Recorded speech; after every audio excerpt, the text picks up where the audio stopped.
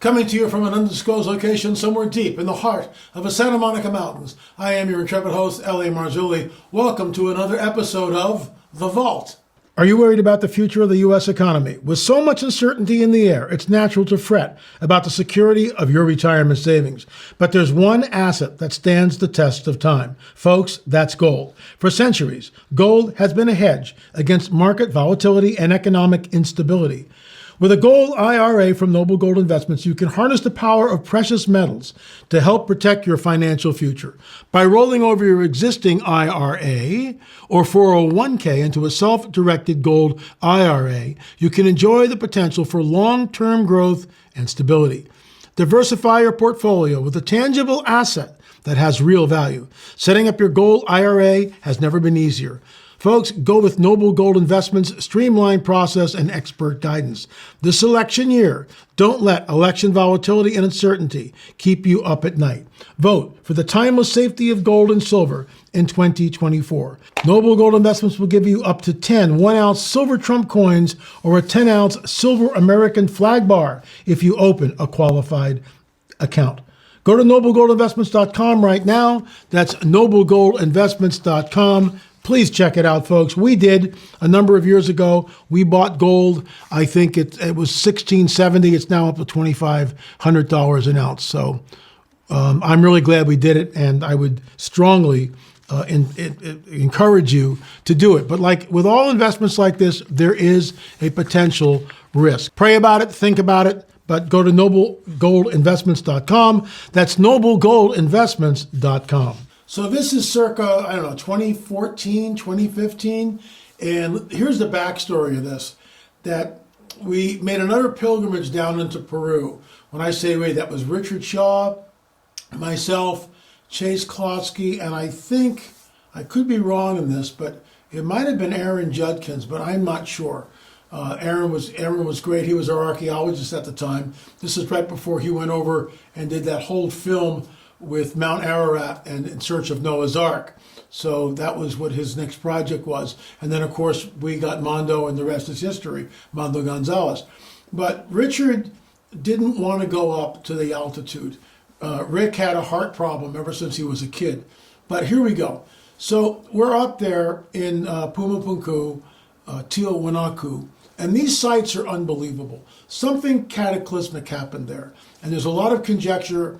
Noah's flood, a tidal flood, because the stones are thrown down. So there's a couple, the clip here basically is we're near Twanaku, and Brian is in a place where excavations have happened, and you see this very large stone, and it's andesite.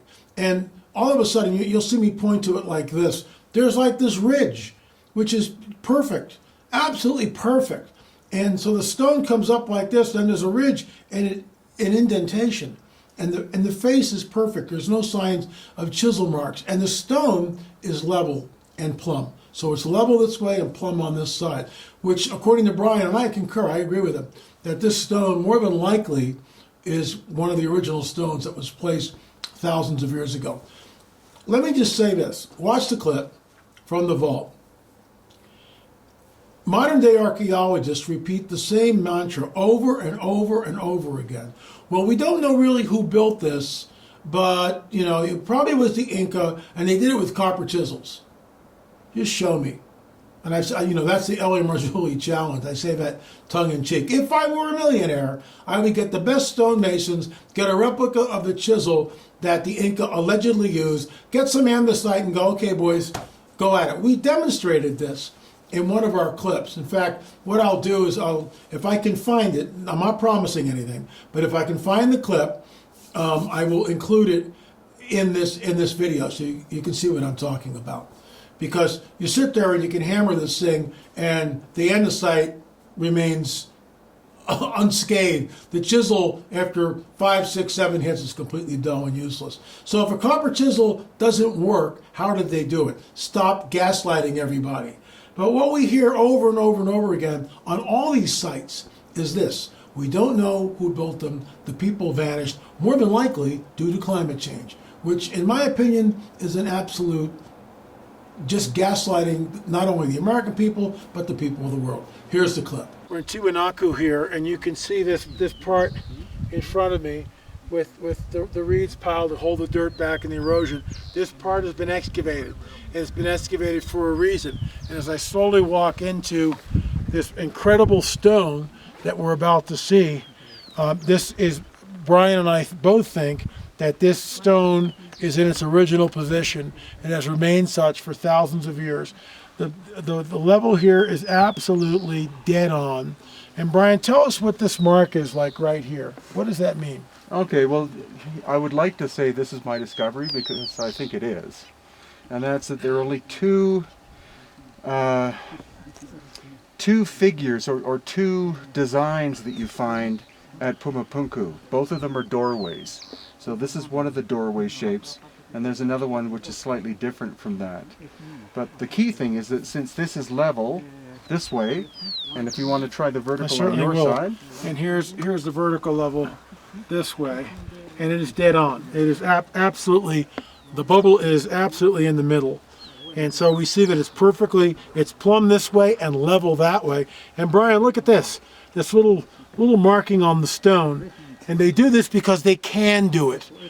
It's not a great effort. They've got the technology and the tools to be able to create this is one level. Then they just route it, or however they do it, about a half an inch and create another surface. It's absolutely astounding.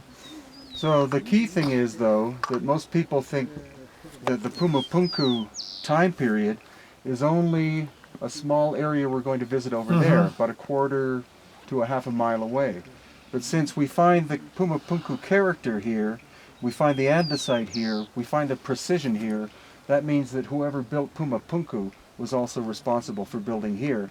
That means that the ancient builders covered a much larger area than most standard archaeologists would believe. And the sites are definitely connected. They are. This is exactly the same workmanship that we find there. And just incredible. And again, folks, something cataclysmic happened to this site and threw it down. I'm going to walk over to this ancient megalithic stone which has been carved. And just take a look at this, and you can see that something incredibly cataclysmic happened at this site and threw it down. I have no idea what this was, what it was used for, but whatever it is, it came down and smashed, pushed it down into the ground, and there it has remained for thousands of years. And the stone over there, very large megalithic block, has been broken in half, again by some incredible cataclysmic force. This is certainly the mystery of Twanaku. It is absolutely an enigma wrapped in a riddle, tucked away in a mystery, and that's what it's going to be. I have no idea who created these ancient stones and what purpose they were for, but in my opinion, it's whoever did it were able to do it with ease. It didn't, it's not thousands of slaves sweating away. And they built things with such precision and accuracy that even today, after thousands of years, we see the level is perfectly, the surface of the stone is perfectly level, and the sides are perfectly plumb. Astonishing. So that's it, folks. It's a very, very strange place. And, when we were there, you can hear the wind in the background, the wind's picking up. It's very desolate. It's not like it's a huge tourist attraction. We were there in the winter months, and just really very, very strange. And you can hear me, I'm out of breath. You're up around 10, 12,000 feet. And if you're not used to that, if you're not acclimated to it, it really knocks the wind out of you. The bottom line is this. There is a hidden history that's been deliberately obfuscated from the peoples of the world. There's no doubt about that. We see these ruins, and it's on a global level. I mean, we see them in Gilgal Raphaim, we see them which is in Israel, we see them in Menga, Spain, all through Portugal, Karnak, France, throughout the UK, Ireland has got all these dolmens. We see them right here in our own country, in America, Stonehenge. And more about that, because they're doing some LiDAR over the entire site. And now they're starting to see more correlations between the standing stones and other sites. And we're working on Armatrail of Nephilim number 9, and that is in post-production. And once that gets released, That's going to turn some heads. We'll see what happens. The powers that be, academia, the scientific community, don't want to shift anything, don't want to start rewriting history books. But if there is a hidden history, if there is a connectivity between these sites, then not only do the American people, but the people of the world have a right to know. We have a right to know of our origins, of what happened. Is it really isolationism, which is what modern day archaeology, that's the position that most archaeologists hold to? Is this the reason why we see step pyramids in Peru, at Corral, the oldest city in the Americas, well over 5,000 years old, and step pyramids in Egypt, and step pyramids on the islands, right offside of Portugal, the Canary Islands? There's step pyramids there. Is there any connection, or is it just a coincidence? So the isolationist would believe or put forth, posit that, well, people really don't move around and, men are men and we're going to do all sorts of the same type of a thing. But there's nothing to see here. There's absolutely no connection between these two sites. Diffusionism, or diffusionists, of which I hold to, say, wait a minute, not so fast, citizen. There's an intermingling here. There's some crossbreeding, if I can use that word, cross-pollination.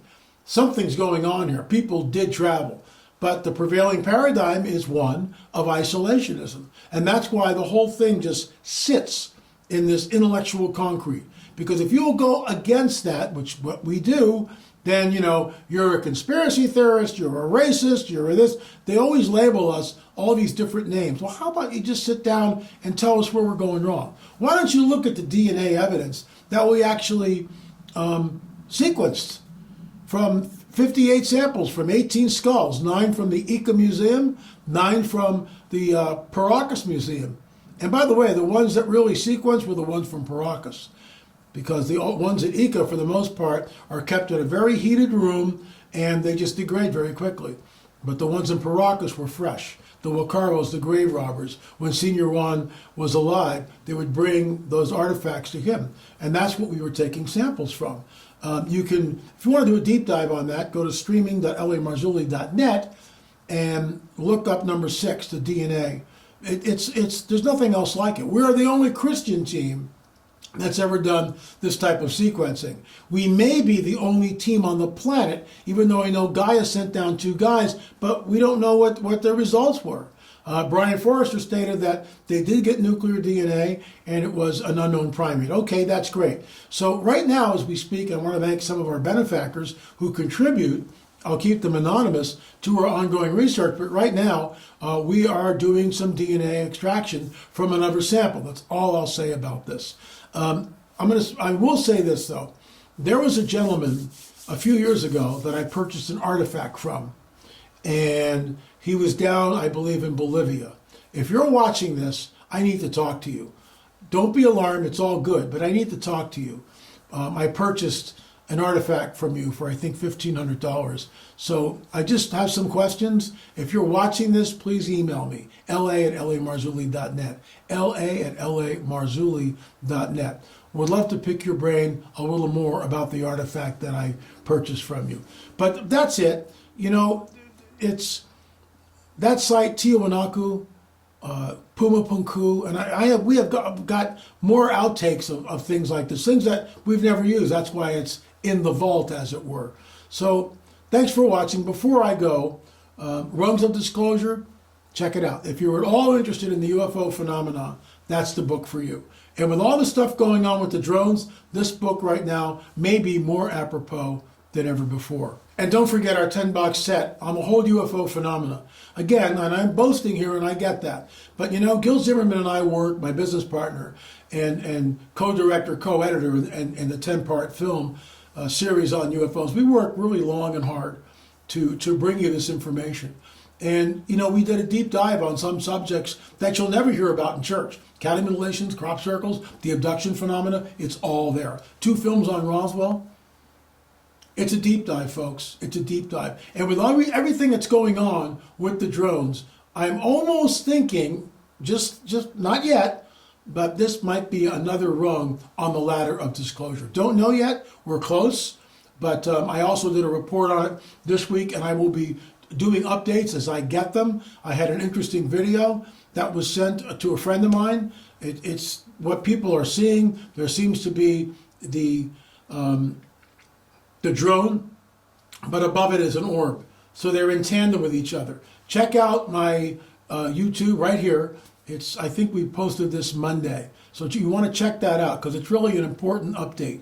What I think may be going on with the drones. Are we looking at another rung on the ladder of disclosure? And I'm starting to wonder whether I should post that. By the way, if you've got the book Rungs of Disclosure, go to rungsofdisclosure.com, rungsofdisclosure.com, because it's an interactive book. All the footnotes are there. You can click them. There are live links. You can go. And plus, all the rungs are listed there along with the new rungs as we go up to full disclosure. Before I go, I have two requests.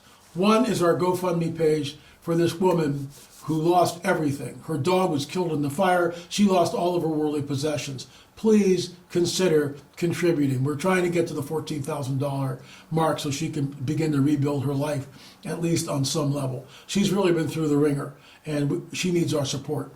And then lift up Karen in prayer, Karen Wilkinson, the author of Stolen Seed, Evil Harvest. She's about to undergo a very, very traumatic operation.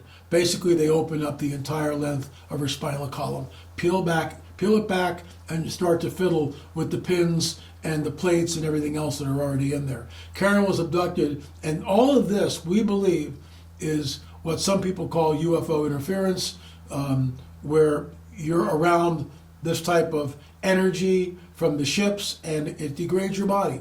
It's not her fault. It's not her fault. Go before the Lord, please pray, and then please think about contributing to the GoFundMe page. That's it for this week, folks. I'll be back next week with another episode of The Vault.